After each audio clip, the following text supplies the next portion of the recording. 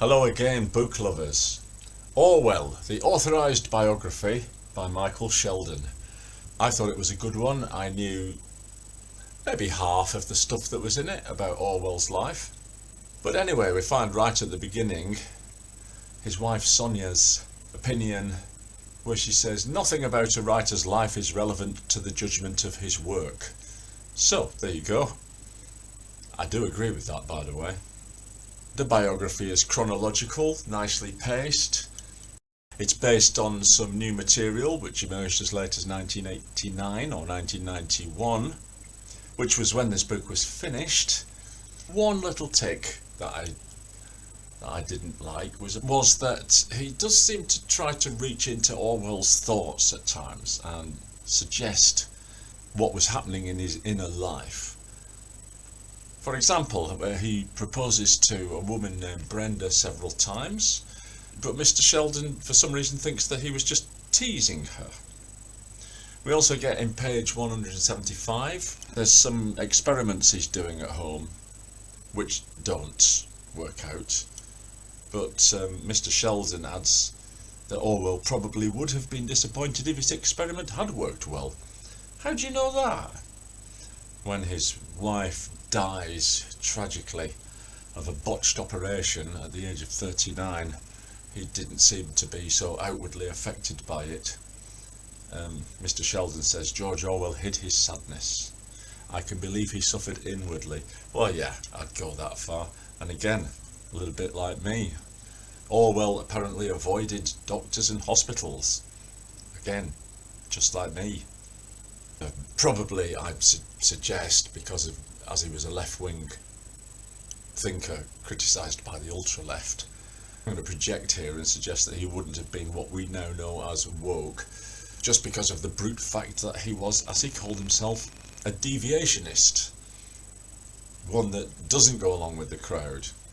One of his friends remarked that he couldn't blow his nose without moralising on conditions in the handkerchief industry. And there are certain passages in the book where his character could be described as tetchy.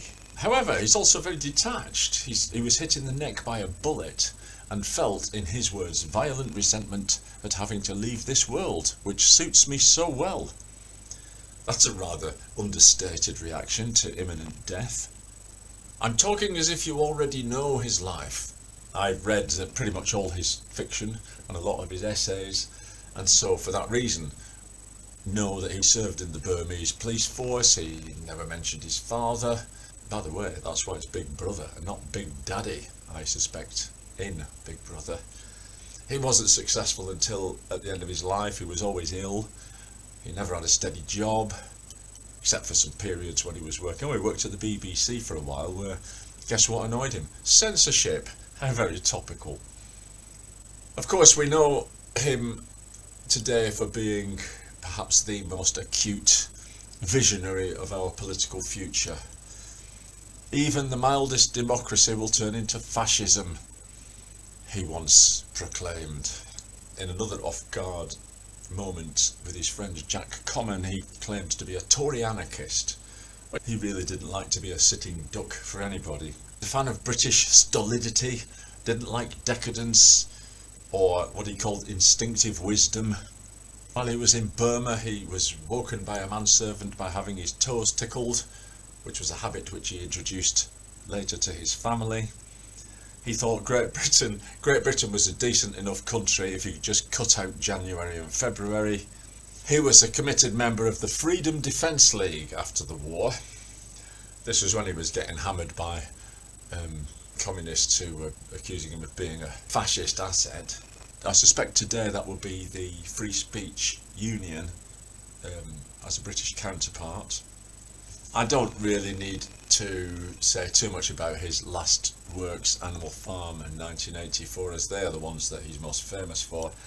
I really enjoyed reading his novels, and in fact I'm thinking I might go back to reading novels again, because Orwell is such a good exponent of how you can say things which have a lot wider reach than you'd expect from a novel.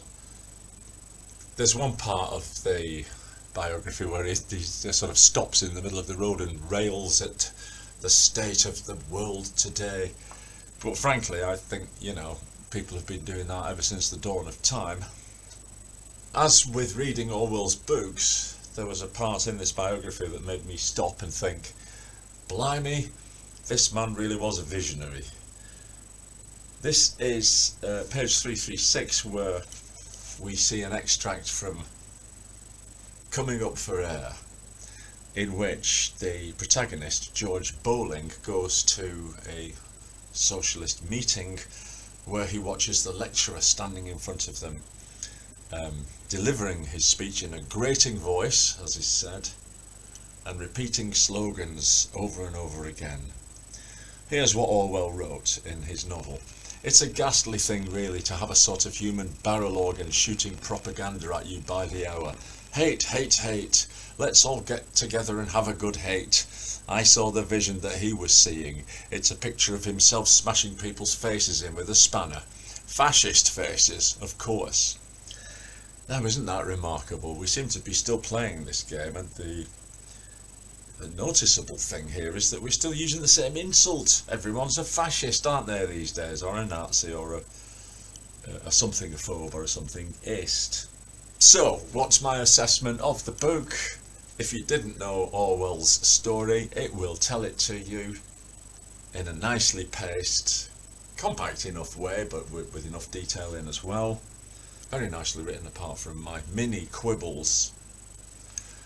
And if I were to sum Orwell up at the end of it, because this is what I hope from a biography, is that it gives you a flavour of what it would be like to be sort of in the room with the person.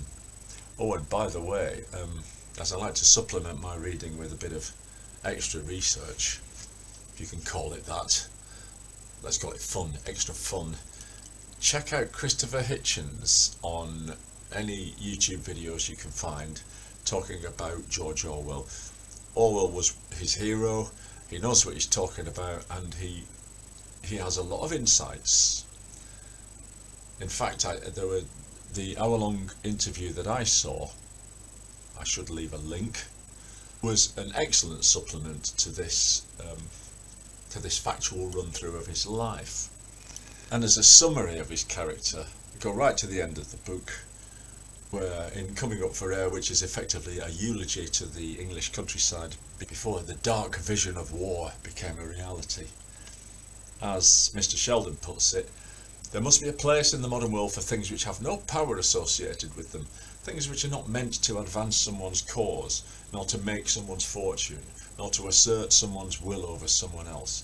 There must be room, in other words, for paperweights and fishing rods, and penny sweets and leather hammers used as children's toys. All these little knickknacks feature along the way, and the paperweight crops up again in 1984.